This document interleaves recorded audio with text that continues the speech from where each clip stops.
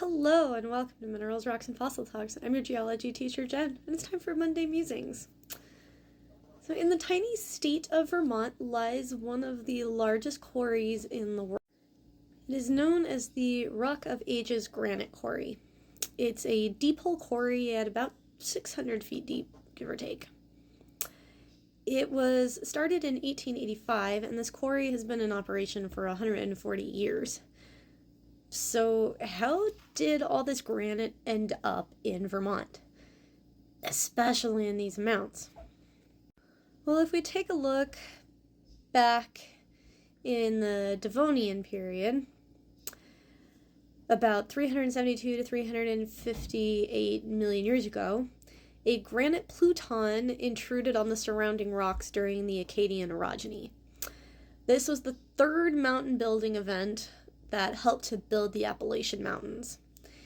Basically, as deformation occurred, igneous rocks were able to squeeze their way into the crust from the mantle. So think like squeezing one of those little applesauce pouches and forcing all that applesauce out of that space and into a new space. That's essentially what was going on. So this pluton is part of the New Hampshire Plutonic series in the Greater White Mountain Igneous Province. The east, I think it's just Bar. I'm not sure. Could be Barre? Bar? I don't know. Barre. This pluton extends the length of the state of Vermont about 157.4 miles, which is big, but also not that big.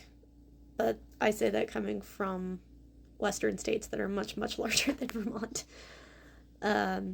Anyway, the pluton was intruded into metasedimentary rocks.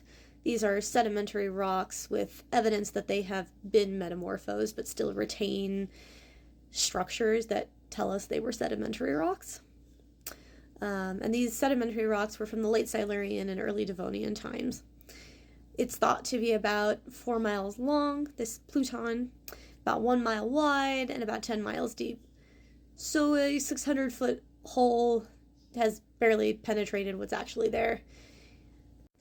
That means we will have no shortage of fancy granite headstones for a long time to come. The pluton is a gray medium to fine grain granodiorite, and it is very consistent across the unit in terms of composition.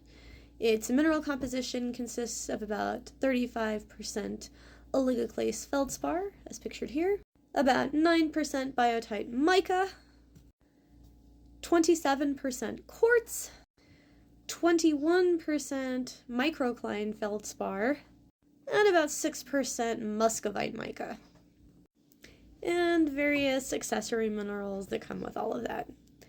So I hope you enjoyed this lesson. It was actually requested of me by Murdog46 on TikTok, and not being from the East Coast, I thought, why not? Let's learn something together.